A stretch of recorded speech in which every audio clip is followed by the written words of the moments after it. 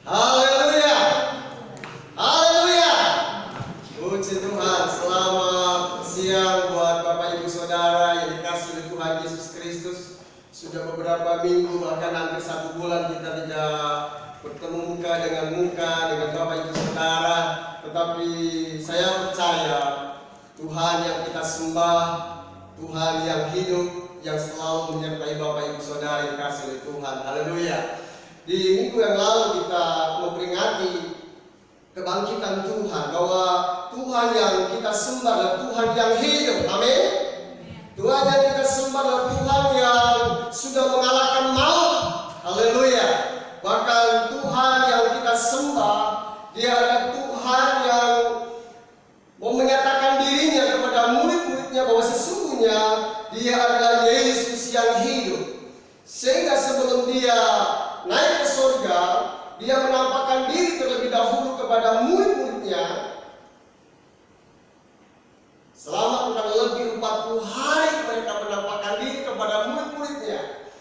Pada siang hari ini saya ingin membawa kita semua dengan tema ketakutan diganti dengan damai sejahtera. Haleluya. Ada yang mulai takut di hari-hari ini? Semua tentunya kita sedang diperhadapkan dengan apa yang namanya ketakutan.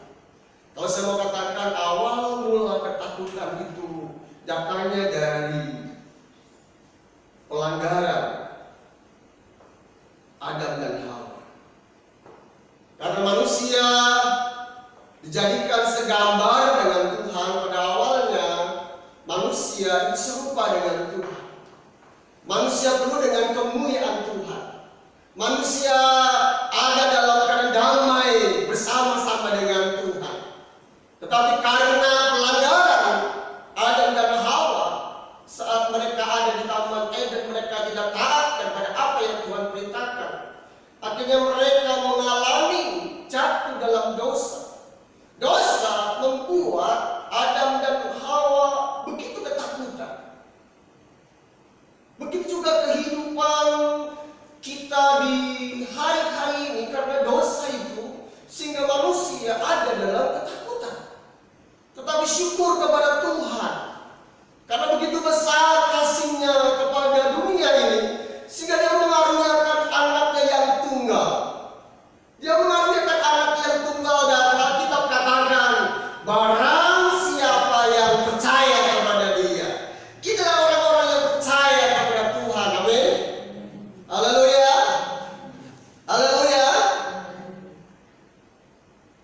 Alkitab katakan, yang percaya kepada Dia tidak binasa, melainkan beroleh hidup yang kekal.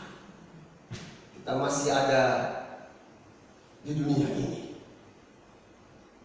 Saya percaya ada hal-hal yang mau Tuhan nyatakan atas hidup kita, sehingga kita cakap untuk menghadapi tantangan zaman di hari-hari ini.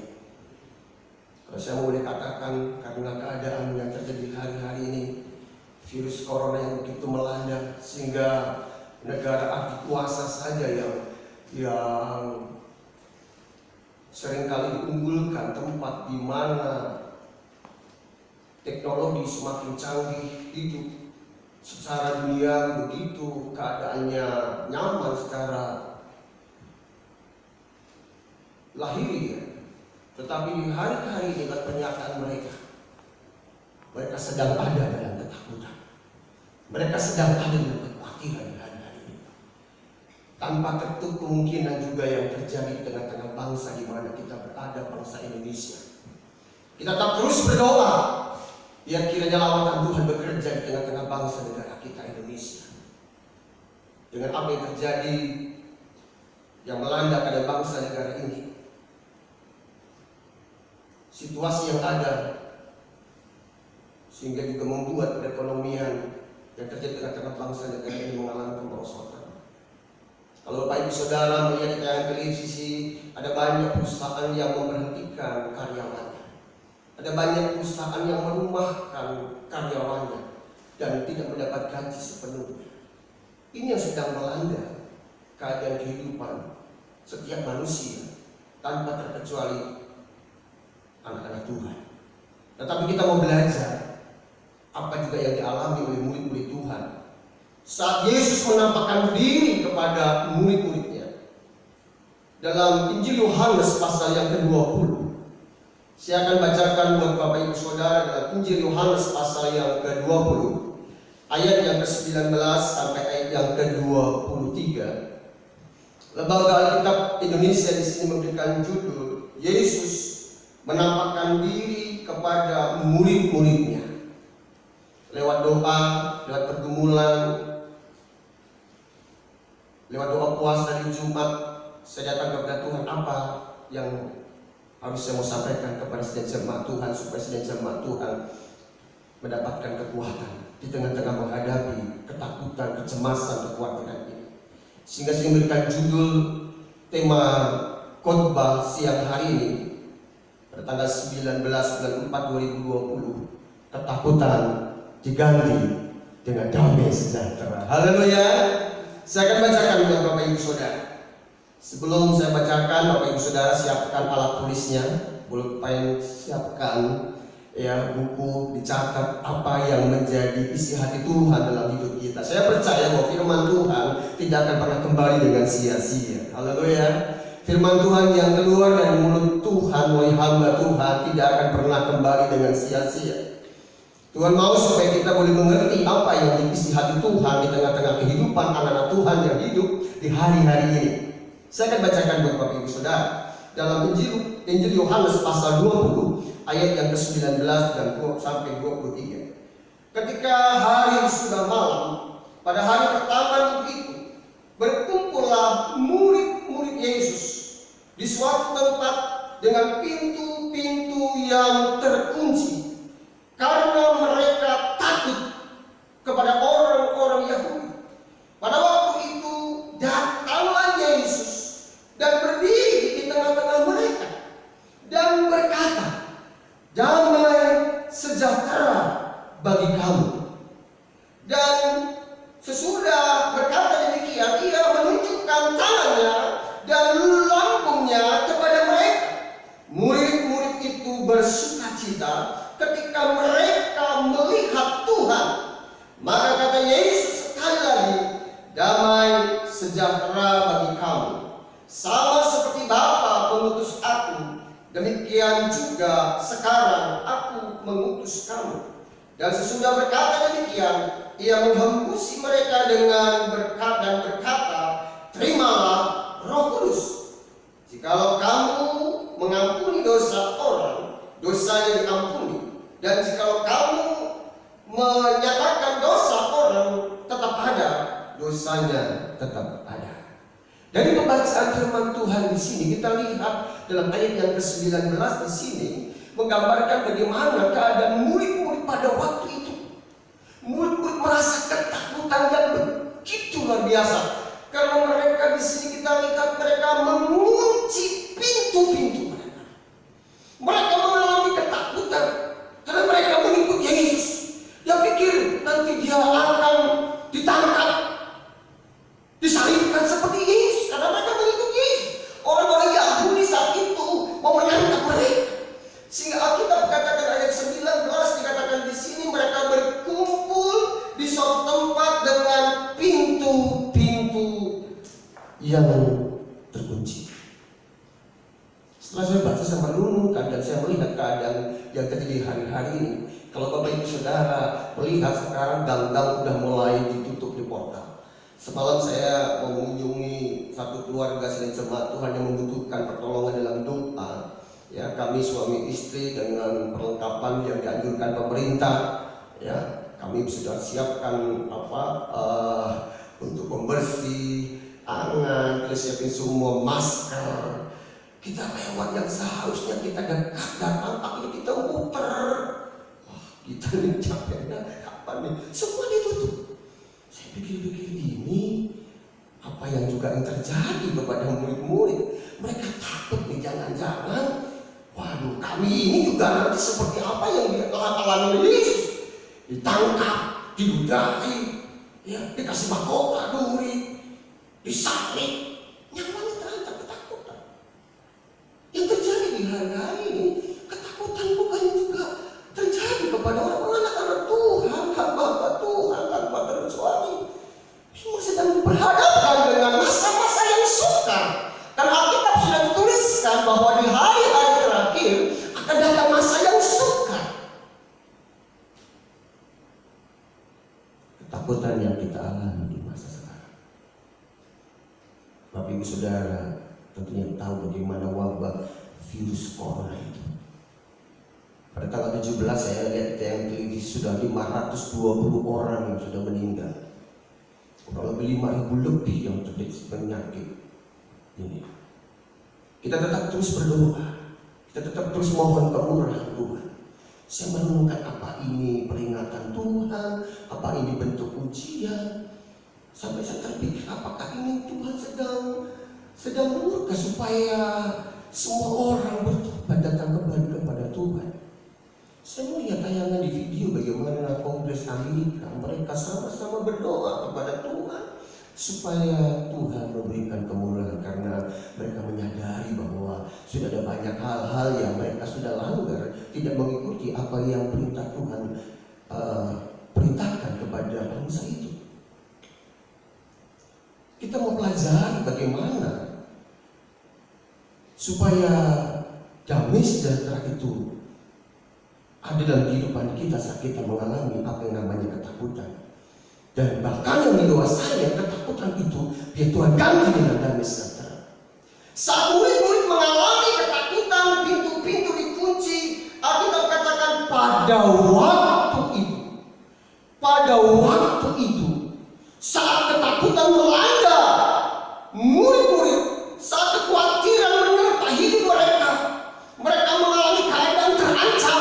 Saat itu juga Alkitab katakan pada waktu itu datanglah Yesus. Datanglah Yesus dan berdiri di tengah-tengah mereka. Dia Yesus yang Tuhan yang sudah mati dan bangkit pada hari yang ketiga. Dia menampakkan diri kepada murid-murid yang Tuhan yang tahu, mengerti dan peduli atas keadaan murid-murid saat itu. Dan apa kata Yesus saat murid-murid mengalami ketakutan? Dia katakan, damai sejahtera bagi kamu. Damai sejahtera bagi kamu. Yesus pernah katakan kepada murid-murid dalam Injil Yohanes pasal 14 ayat yang ke-27. Dia katakan, damai sejahtera kutinggalkan bagimu.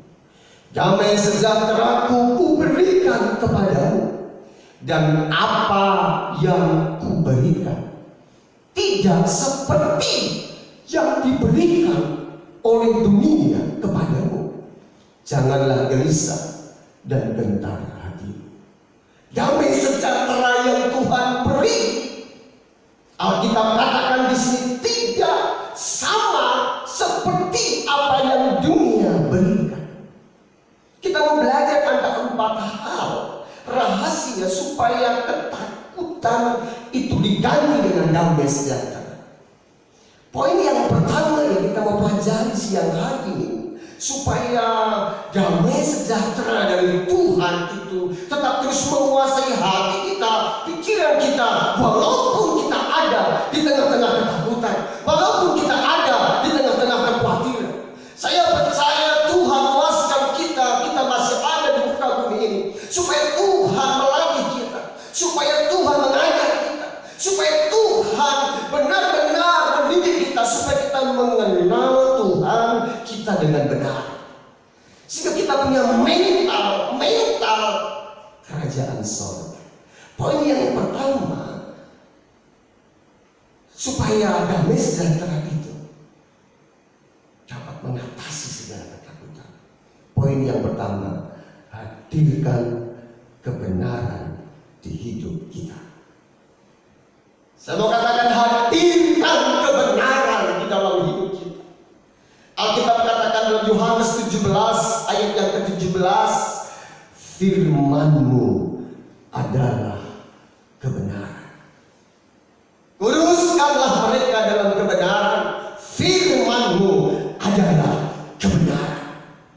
Ini kunci di mana kehidupan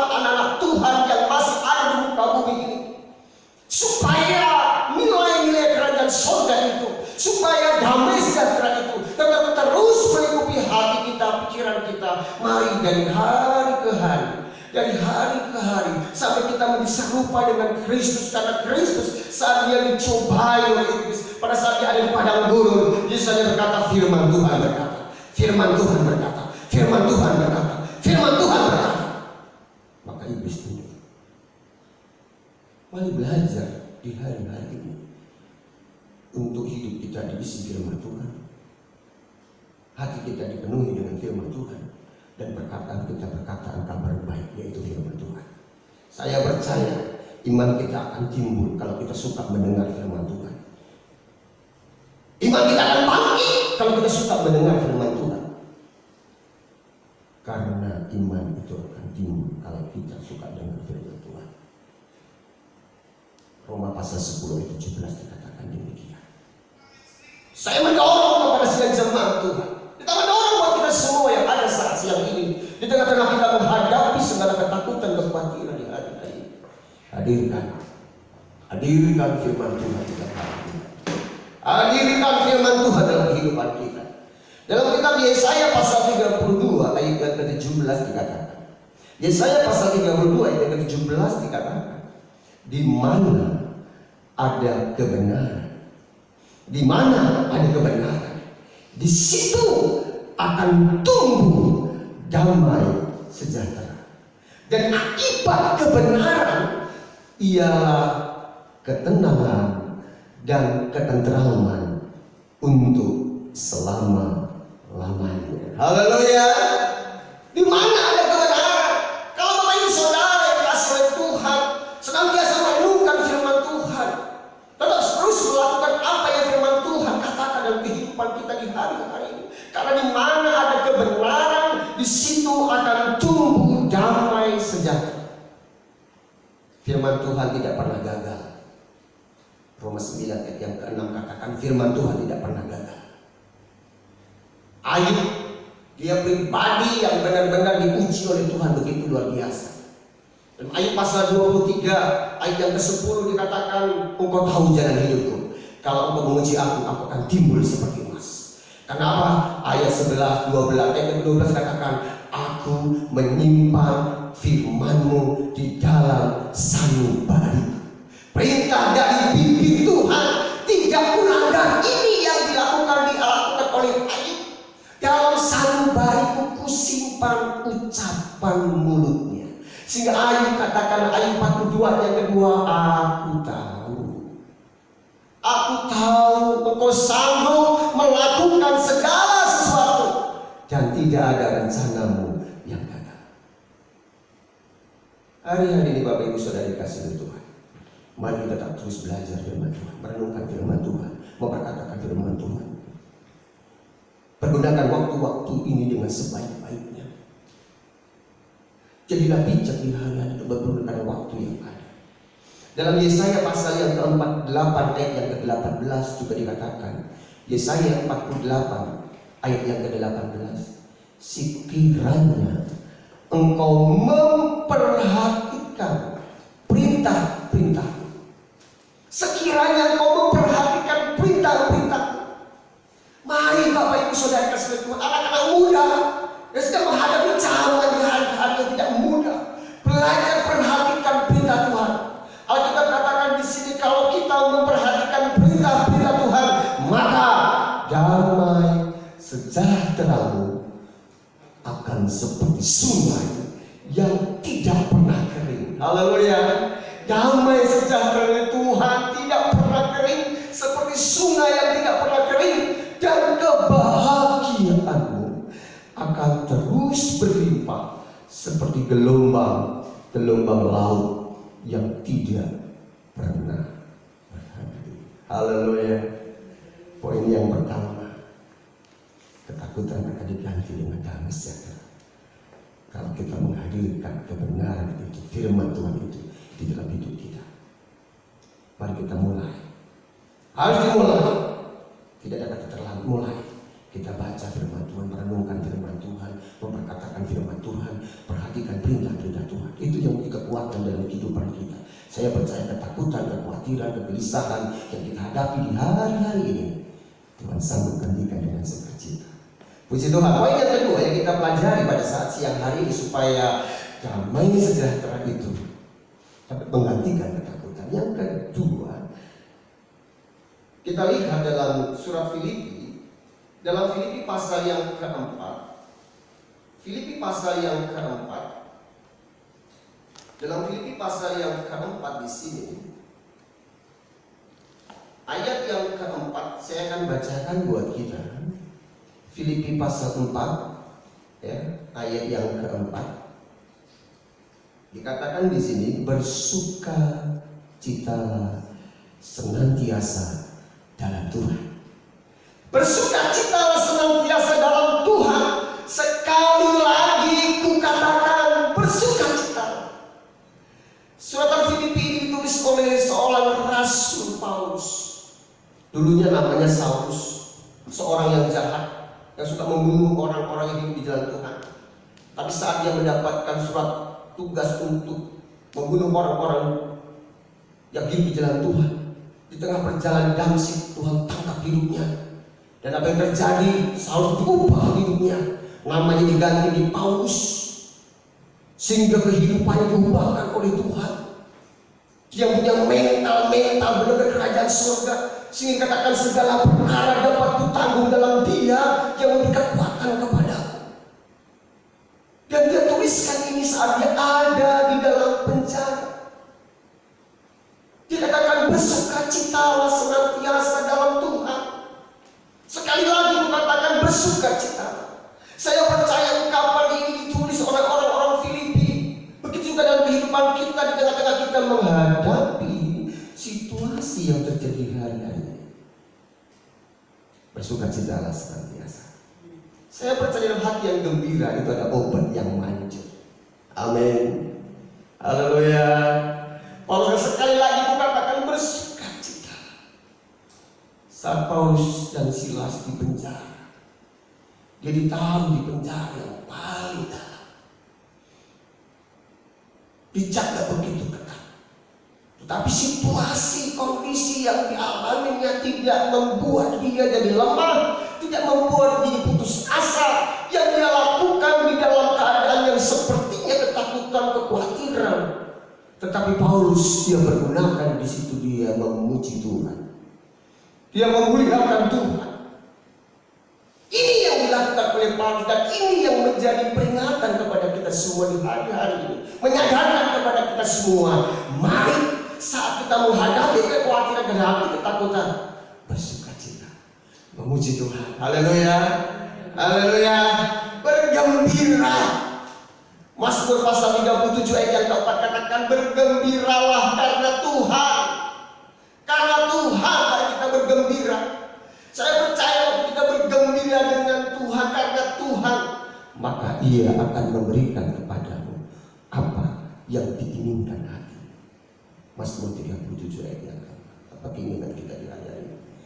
Tentunya keinginan kita semua tanpa terkecuali bangsa Indonesia supaya virus itu menyingkir, pergi. Sampai ada istilah bilang, waduh ini virus gak tahu pulang gitu. Kita udah di rumah dia gak mau pulang. Tapi percayalah, waktu kita bisa menata hati kita tetap bersukacita, kita tetap bergembira karena Tuhan. Seperti Paulus dan Silas di dalam penjara, dia memuji Tuhan, memuliakan Tuhan. Dan apa yang terjadi? Alkitab katakan di dalam Kisah Para Rasul pasal yang ke-16, setelah mereka berkali-kali didera, mereka dilemparkan ke dalam penjara. Kepala penjara diperintahkan untuk menjaga mereka dengan sungguh-sungguh. Perhatikan di sini. Kisah Para Rasul 16 ayat yang ke-23. Kisahkan bagaimana keadaan Paulus dan Silas. Saya akan bacakan buat Bapak Ibu Saudara tentang kisah ini, bagaimana Paulus dan Silas tetap punya respon yang baik. Kisah Para Rasul pasal yang ke-16. Respon yang dilakukan oleh Paulus dan Silas, ayat yang ke-24, sesuai dengan perintah itu, kepala penjara memasukkan mereka ke ruang penjara yang paling tengah, membelenggu kaki mereka dalam pasungan yang kuat. Tetapi kira-kira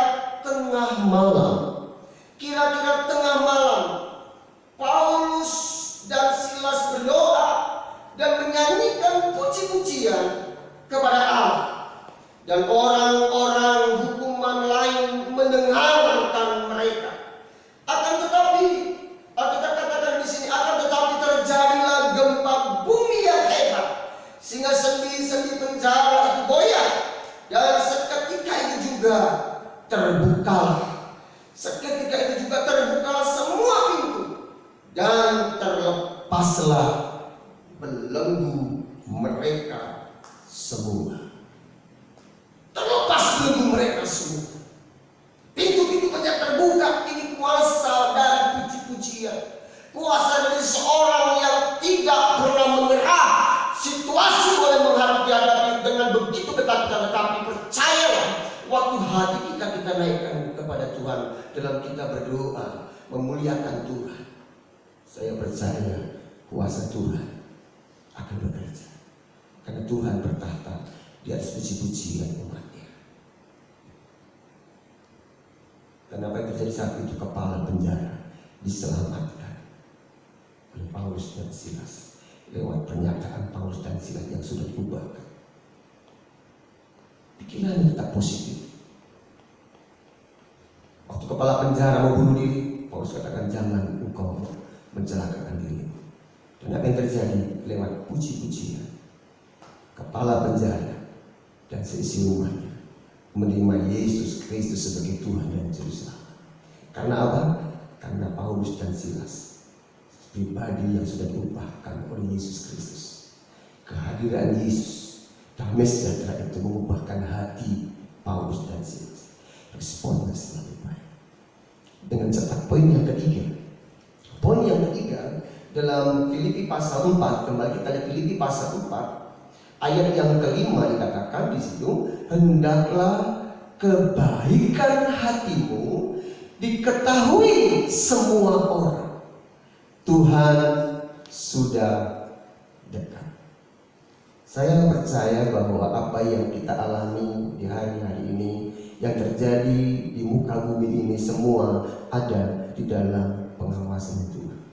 Dan Alkitab digenapi dan terus akan digenapi bahwa kedatangannya pada kali yang kedua, Dia akan menyatakan. Dia akan nyatakan kedatangan. Dan sebelum kedatangannya pada kali yang kedua, ada tanda-tanda yang terus akan digenapi bagi anak-anak Tuhan di tengah-tengah masa yang sukar ini. Alkitab katakan, hendaklah kebaikan hatimu diketahui semua orang. Justru dengan keadaan demikian, mari kita sebagai anak-anak Tuhan, sebagai orang-orang yang sudah dipindahkan dari kegelapan kepada terangnya yang ajaib oleh karena pengorbanan Tuhan, dunia sedang melihat bagaimana respon anak-anak Tuhan di hari-hari ini. Belajarlah mulai berbagi. Belajarlah mulai kita memberi di tengah-tengah keluarga, di tengah-tengah lingkungan.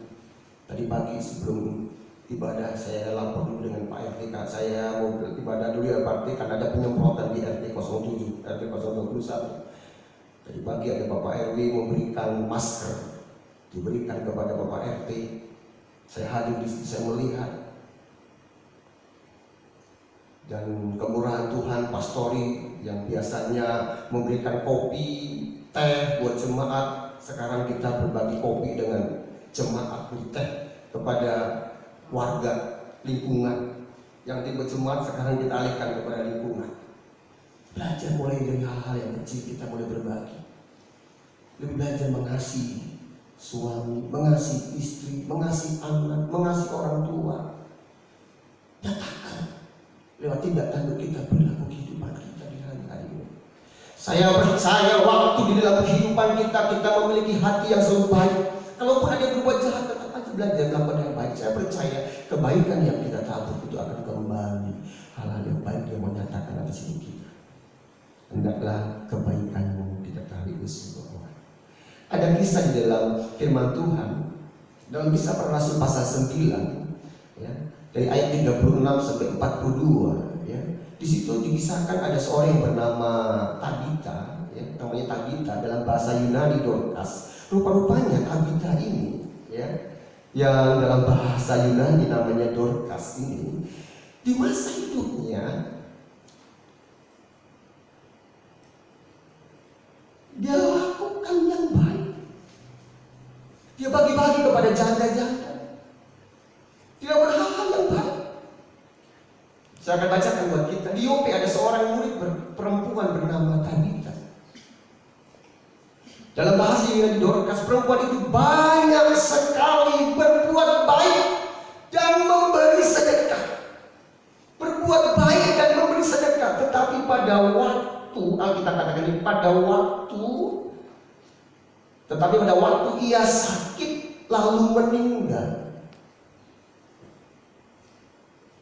Dan setelah dimandikan, mayatnya dibaringkan di ruang atas Lida dekat Yope. Ketika murid-murid mendengar bahwa Petrus ada di Lida, mereka menyuruh 2 orang kepadanya dengan permintaan, segeralah datang ke tempat kami. Maka berkemaslah Petrus dan berangkat bersama-sama dengan mereka. Setelah sampai di sana, ia dibawa ke ruang atas dan semua janda, perhatikan di sini, datang berdiri dekatnya dan sambil menangis. Mereka menunjukkan kepadanya semua baju dan pakaian yang dibuat Dorcas waktu ia masih hidup. Kita lihat di sini, dia sudah mati, tetapi kebaikannya masih dirasakan oleh banyak orang karena pemberian itu, nama baik itu rupanya lebih berharga. Dan apa yang terjadi saat itu? Petrus menyuruh semua orang keluar. Petrus berlutut dan berdoa. Dan apa yang terjadi saat Petrus berdoa? Dia lihat mayat dari Tabita. Petrus katakan, "Tabita, bangkitlah!" Lalu Tabita membuka matanya, dan ketika melihat Petrus, ia bangun lalu duduk. Yang saya mau katakan kepada kita semua, selagi kita ada dalam segala apapun situasi itu, mari belajar lakukan yang baik. Lakukan yang baik. Saya percaya kebaikan-kebaikan yang Tuhan menyatakan di kehidupan kita. Ada hal-hal yang ajaib yang Tuhan mau kerjakan atas kehidupan kita. Dia sudah mati buat kita untuk menebus segala dosa kita. Dia sudah bangkit untuk menempatkan kita ada pengharapan di surga yang mulia. Dia menampakkan diri kepada murid, dikatakan, "Lihat tangan yang belum patah, lambung yang sudah tertusuk." Dia hidup, dia ada di saat hari-hari di mana kita berada. Dia perhatikan segala apa yang kita buat. Saya percaya kalau kita tabur kebaikan, kita akan menuai yang baik.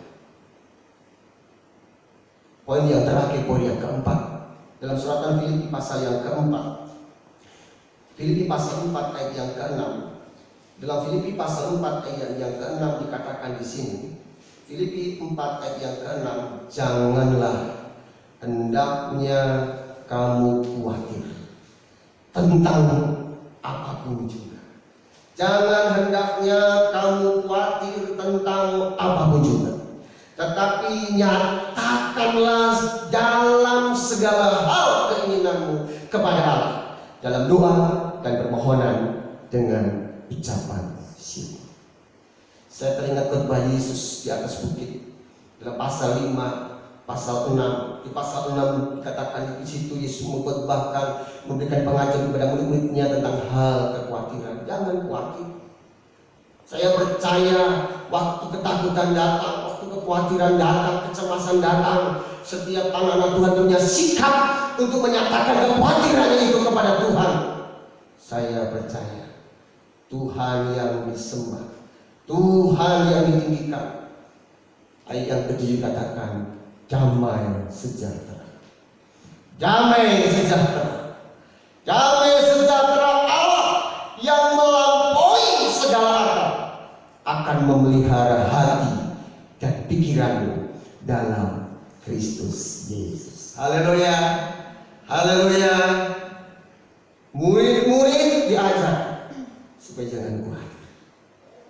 Paulus katakan kepada orang-orang di Filipi, dia tuliskan, nyatakanlah segala kekhawatiran kepada Tuhan dalam doa, permohonan, dan ucapan syukur. Maka Alkitab katakan damai sejahtera Allah yang melampaui segala akal itu akan memelihara hati dan pikiranmu di dalam Kristus Yesus. Puji Tuhan, 4 hal yang kita pelajari siang hari ini. Yang pertama, hadirkan kebenaran dalam hidup kita. Yang kedua, mari kita belajar untuk tetap bersuka cita senantiasa. Bersuka cita sekali-sekali, katakan bersuka cita. Yang ketiga, biar hendaknya kebaikan kita diketahui semua orang. Yang keempat, jangan khawatir. Kalau nyatakan semua itu kepada Allah, maka damai sejahtera Allah yang melampaui segala hal itu akan memelihara hati dan pikiranmu dalam Kristus Yesus. dalam perjalanan hidup kita di saat ini. Saat kita dilanda ketakutan, kecemasan, kekhawatiran, kekayaan, pangkat, apa yang kita miliki di hari ini tidak menjamin untuk kita memperoleh kedamaian yang sesungguhnya. Kedamaian yang sesungguhnya datang dari Tuhan, dan kedamaian yang Tuhan beri tidak sebanding dengan dunia yang berikan. Siang hari ini kita mau datang kepada Tuhan. Kita mau datang kepada Tuhan, biar Tuhan menggantikan ketakutan kita dengan damai sejahtera. Kita datang kepada Tuhan, ini kan pujian, kalau aku cari damai